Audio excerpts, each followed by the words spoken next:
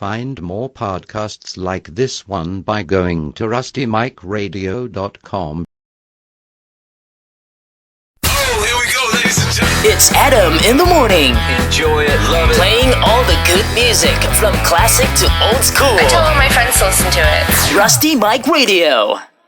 Now, many years ago, and I mean many years ago, I was a student, and I can't remember all the details, but I went up to London to hear a speaker. It must have been about 92, 93 years old. The speaker was the chair, I think the first holder of the chair of Jewish Studies at the University College of London. And last week, I'm reading the Jerusalem Post. There was an article in there, I think it started talking about Kristallnacht, but as a context, anti-Semitism in the Middle East. And I read the article. I gave it to a couple of people here and said, there's an op-ed here you should really read.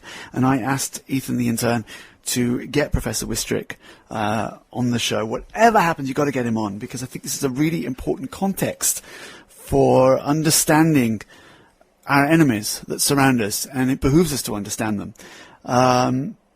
Professor Wistrich is the Neuberger Professor of Modern European and Jewish History at the Hebrew University here in Yerushalayim.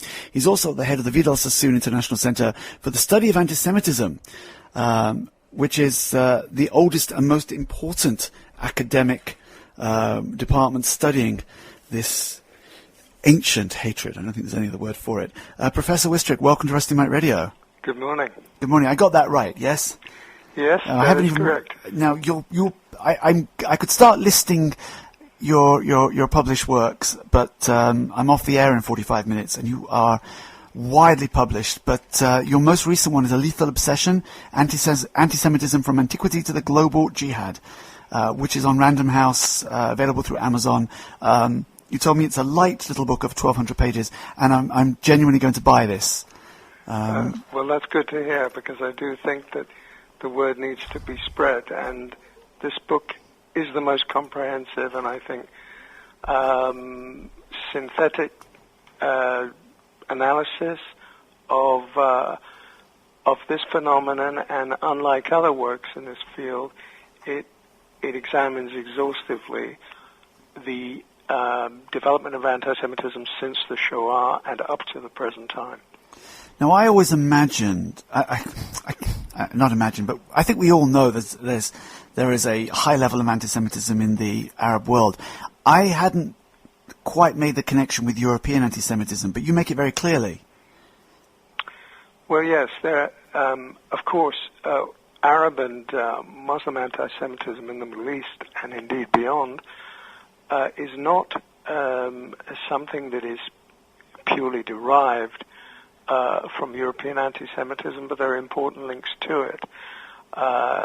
First of all, I think people are not sufficiently aware that from the 1930s onwards, and certainly through the years of World War II and the Holocaust, that most Arab nationalist leaders, including the leadership of the Palestinian Arab National Movement, were allies of Hitler or were great admirers of the Third Reich and were profoundly influenced by Nazi anti-Semitism, so that poison was already embedded virtually across the Arab world and also in countries like Iran at that time. And there are very important continuities. And just to take one of the most famous, but by no means unrepresentative or unique examples, the man who dominated the Palestinian movement for about 40 years, from 1920 to roughly 1960, Hajj Amin al-Husseini, known as the Grand Mufti of Jerusalem, was, I would describe him as a genocidal and a Hitlerian anti-Semite. And anti-Zionism was just one strand in it. He was an out-and-out anti-Semite who collaborated also in the extermination of the Jews. So, I mean, you can't be more extreme than that. And much, and I think you said in your article, much of the problems that the Palestinians have today stem from his policies and his leadership back then. Well, indeed. I mean, what the Palestinians today themselves describe as the Nakba, or the catastrophe of 1948, Haj Amin played a great role in that, because the pattern was already set in 1947-48, when not just the Palestinians themselves, but all of the Arab world rejected the United Nations Partition Resolution, immediately invaded Israel on the day that it proclaimed its independence, and actually brought upon themselves the tragedy that the whole world lays at Israel's door, when in fact this was an illegal, in terms of international law, invasion intended to abort and wipe out Israel as it was born. So anti-Semitism played an important role as I would say, as one of the justifications for carrying out this this project of the elimination or annihilation of Israel. And I see that as being very similar in its origins to the Nazi project of the annihilation of the Jewish people. Do you think that today the level of anti-Semitism and hatred in the Arab world is of the same, or even approximating the level of hatred that the Nazi regime had? I mean, is it potentially there? I wouldn't say potentially, it is there. It's a fact that most people blind their eyes from, partly out of ignorance, or because they don't follow it, or they don't follow the Arab sources, or for that matter, these days the Persian or even the Turkish sources. But that's no excuse, because today in our globalized internet world, actually you can read the stuff in English or other languages, because it's made available, it's translated, it's in many of the countries concerned. They even have in English their own media that proclaim what I think is an annihilationist or eliminationist rhetoric. I do think it's not only parallel, in some ways it's worse. For example, this anti-Semitism does not indulge in the kind of euphemisms that we know from the study of the Shoah. The Nazis, for instance, when they carried out their genocide of the Jewish people, they covered it up with all kinds of terms, like when they deported Jews to death camps in Poland, they called it resettlement. Right. And there's a long line of stuff. They talked about a final solution. They didn't say, we're going to mass murder the Jews. They said, we're going to carry out a final solution, which has a slight ambiguity of what that might mean. This is not so. This is not so in the Arab world. So I think that aspect, it's more brazen, it's raw, it's unequivocal. I think the difference is, and please God that this difference will remain, the huge difference lies in the fact that the Jews in the 1930s and 1940s were basically powerless. They had no land, they had no state, they had no army, they were disorganized, they had no political center.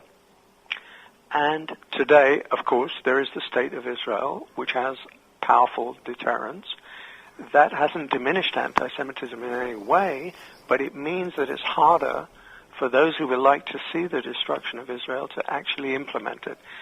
However, with Iran, we see for the first time, let's say, since 1948, since the 48 war, we see an existential threat to the continued existence of Israel, and that is accompanied, as it was during World War II, it is accompanied by a really chilling, blood-curdling rhetoric in which the president of Iran and other leaders, he's not alone, they openly proclaim they are aspiring to nuclear weapons.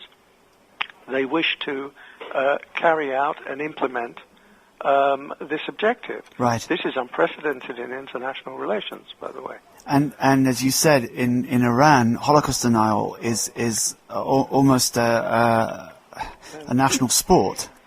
How did you put it? Indeed, Ahmadinejad's Iran Holocaust denial has become a state-sponsored weapon in the regime's efforts to win over the Arab street. So they're actually, the Arabs you're saying the Arab street likes to hear Holocaust denial.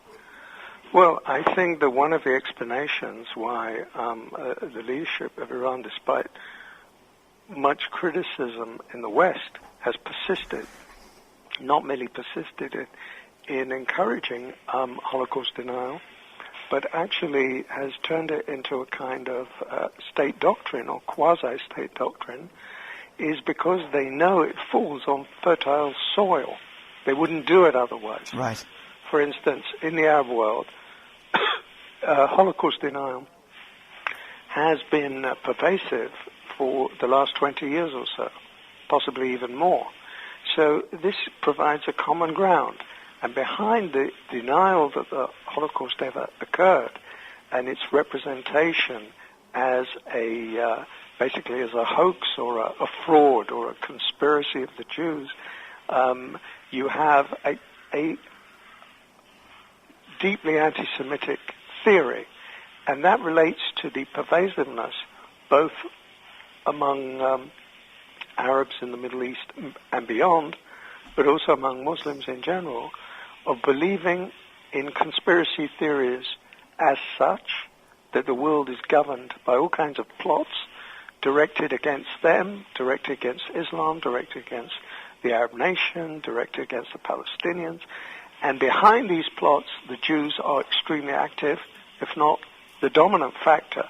This kind of conspiracy thinking is extremely widespread and popular in the Arab and Muslim world, and it's one of the most dangerous features of contemporary anti-Semitism. That would explain the high sales of the Protocols of the Elders of Zion that you mentioned. Exactly, which is a very popular work, which is has been a bestseller in a number of Arab countries, which has been the source even of television productions on a mass scale reaching millions of people.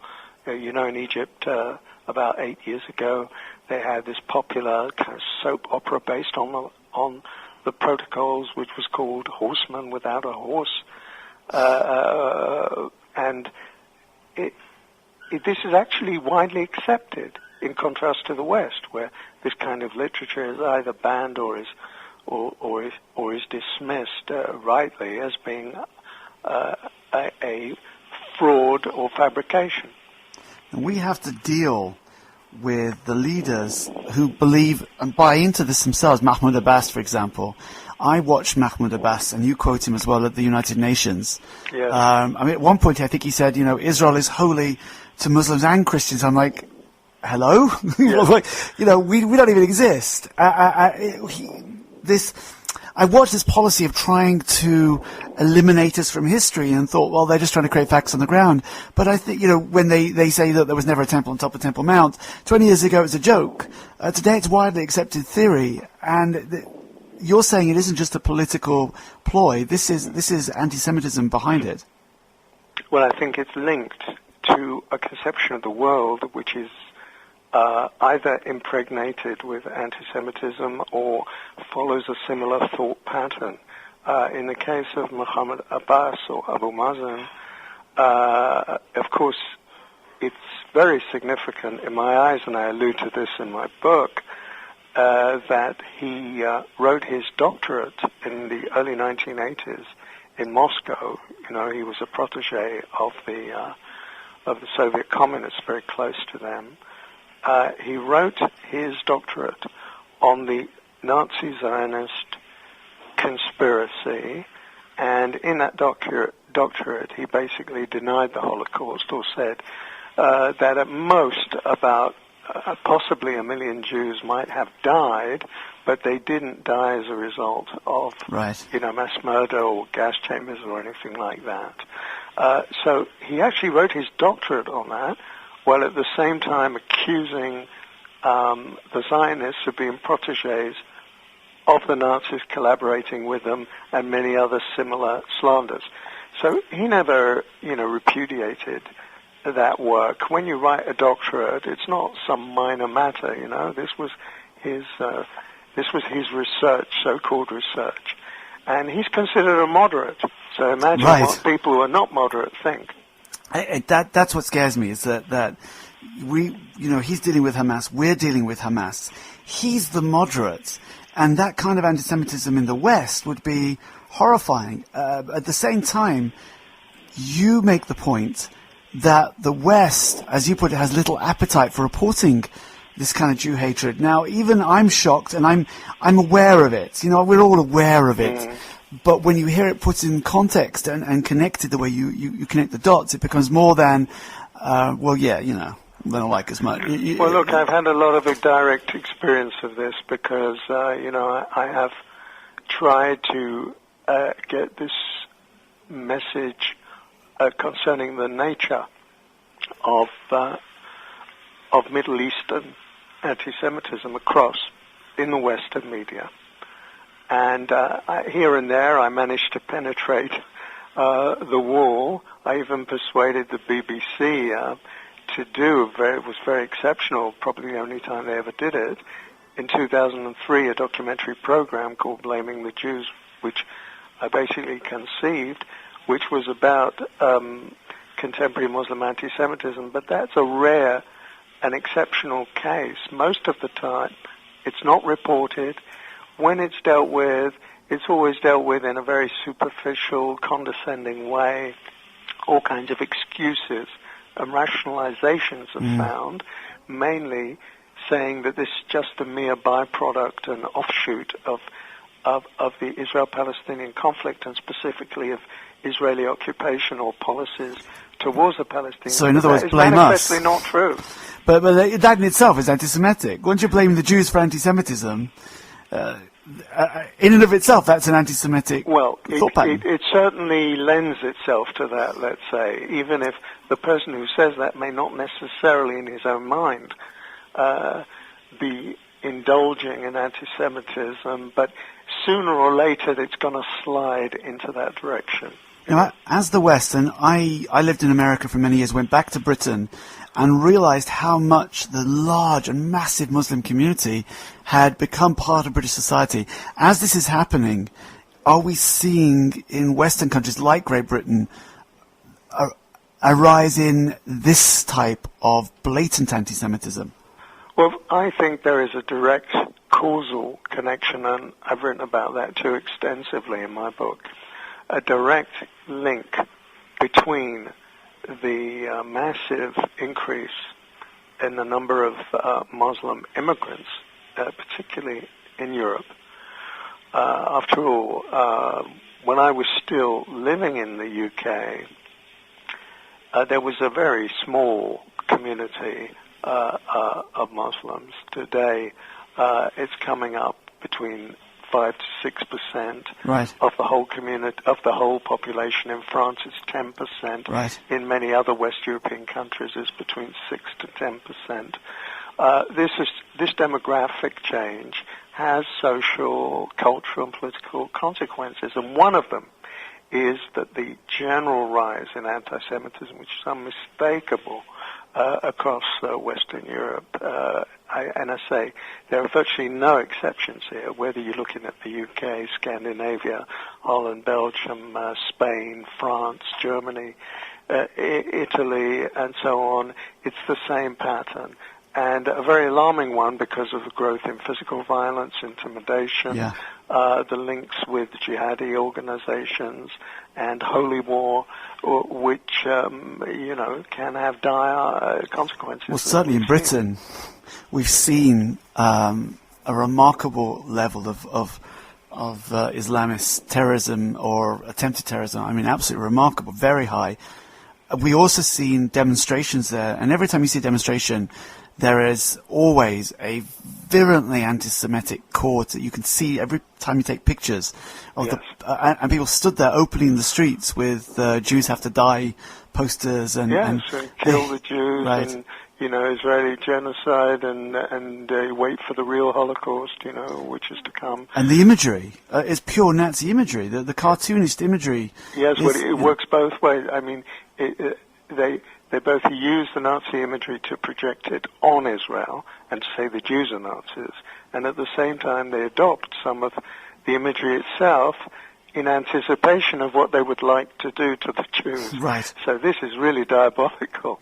The question is, though, now you get your message across. We become aware of this.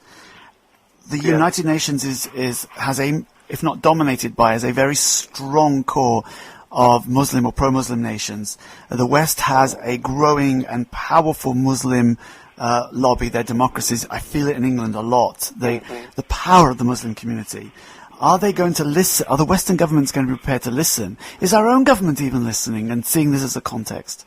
Well, I think the Israeli government, governments, I should say, over the years, have singularly failed to fully internalize the imminence of this danger, because they're so preoccupied with the security aspects, almost to the exception of everything else. Now, I have no objection to focusing on, after all, a state faced with so much hostility and potential threats has got to be concerned with that. But the failure has been really at the level of ideas and understanding that all these things are intimately interconnected. The fact that all our neighboring countries have now for years indulged in a kind of anti-Semitic as well as anti-Israeli indoctrination has consequences.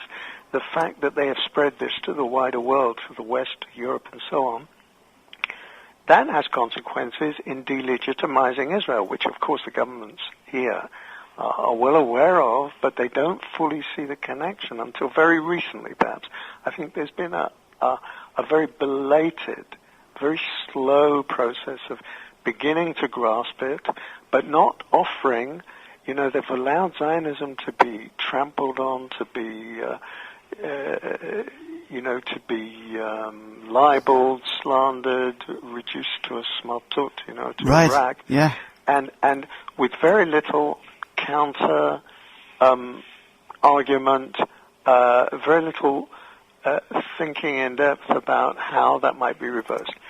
The only very small consolation, and a doubtful one, is that currently the Arab world is in such turmoil. I mean, the revolutions, the Arab revolutions, the ongoing massacres and looming civil war in Syria, the fact that Iran also internally is quite fragile in some ways.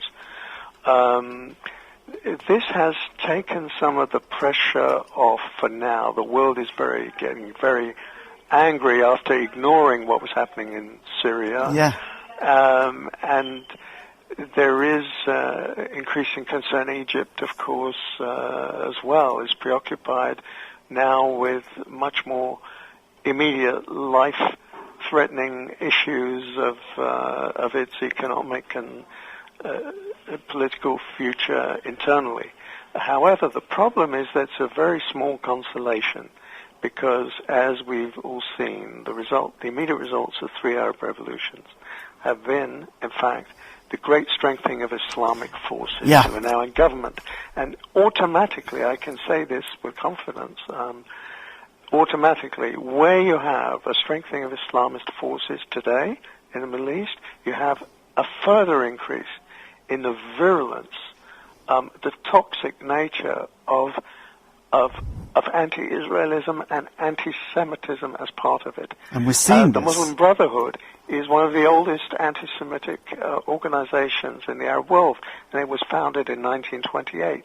And now, for the first time, it's on the verge of becoming the dominant domestic political force in Egypt, which will greatly reinforce the Hamas, which is a branch of the Egyptian Muslim Brotherhood in Palestine. And the Hamas is one of the most anti-Semitic organizations that has existed since World War II. The Muslim Brotherhood was the most organized opposition party in Egypt. It was obvious that they were going to be able to run and capture more minds than the separated opposition. I can't believe that people didn't see this coming. On the news today. But what they tend to ignore, and that's what I find particularly troubling, is that there is this kind of strange reluctance to touch the fact that on top of all the things which are written about regarding the Muslim Brotherhood, very little attention is paid to the fact that they have always been and continue to be rabidly anti-Semitic. And why is that? Why is there this silence? Why is there a kind of refusal to deal with that? Even here, even in Israel. I mean, it's hard to imagine why countries which don't border us are so virulently anti-Israel. To some extent, I see Iran sees us as a pawn in its battle for the control of the Muslim world. I get that. Yes. But you know, Turkey's, when it realized it wasn't getting into the European Union and turned towards the Arab world once again, immediately the anti-Semitism Absolutely. reared. Immediately. Yes. And that's very striking. And clearly there's a causal link, and there's a pattern here. And the fact that you have, for the first time in the last 10 years now, you have in Turkey an Islamist party in government, which initially acted more cautiously, but now in a way has shown its true colors. That regime, and Erdogan in particular, has adopted an anti-Jewish as well as an extreme and hateful anti-Israel rhetoric. That's linked to the Islamism and to the turn towards the Arab world. Is this also connected to the concept in Islam that is quite xenophobic, but once an area is seen as Muslim land, then it has to remain that way? And therefore, you know, obviously we're in the heart of what they consider to be their territory. And in other words, they'll never accept us. Yes, but undoubtedly, when you look at the deep roots of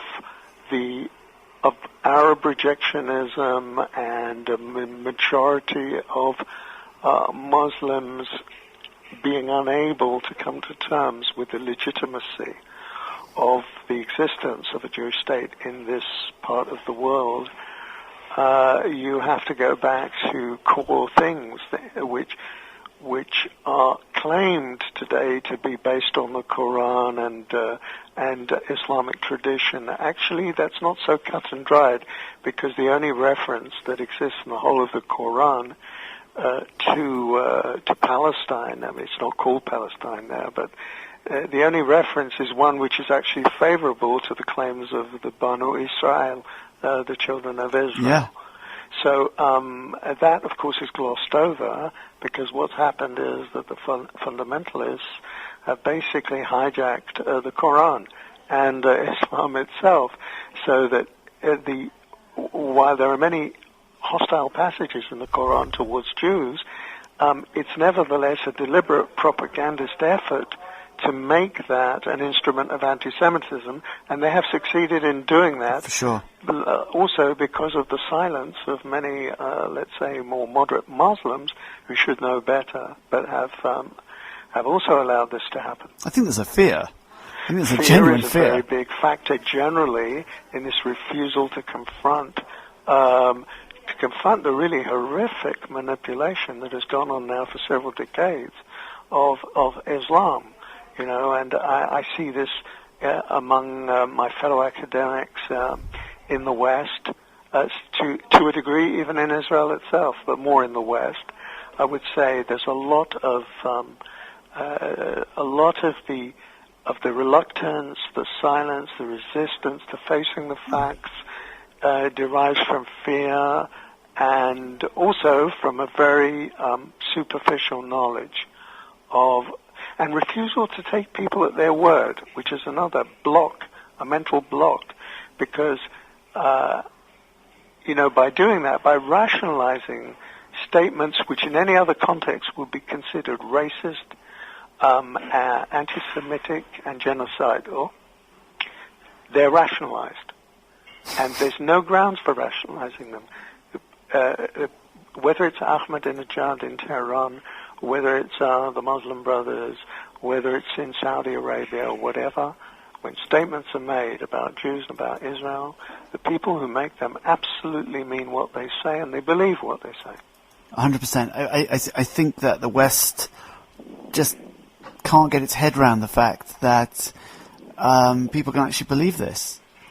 And they can't, because this is one of the weaknesses of the liberal frame of mind. It actually has a complete mental block when it comes to understanding that there is actually another way of perceiving the world than that of a sort of a liberal, tolerant, pluralist Democrat. Professor Wistrich, I could carry this on. Fascinating and scary, I have to say. Well, it is scary, but, it gets less scary the more you face it, directly. I'm leaving Israel tonight for the first time for a long time, and I have to tell you, I grew up abroad. I lived in America, I lived in England, but now when I go abroad and I walk around with the kippah, I'm so aware of the kippah on my head. I genuinely am. I think that I experienced more anti-Semitism in England in the last couple of years than I'd done in 40 years before that. And, I certainly can understand that as someone who grew up in Britain. It's out there, it's more upfront, and it's something that has to be faced down. You've given me and all of us a lot to think about. This will be podcast. I have a feeling it's going to get a lot of downloads. Okay. Your book, A Lethal Obsession, Antisemitism from Antiquity to the Global Jihad, covers everything and a lot more that we just talked about, I think. It's available from Amazon, I believe. Yes. And Random House of the publisher. Easily delivered to us, the AmericanAmazon.com, easily delivered to Israel. And I'm going to try and pick a copy up. If it goes in my suitcase and my 23-kilo allowance, which I'm sure is anti-Semitic as well.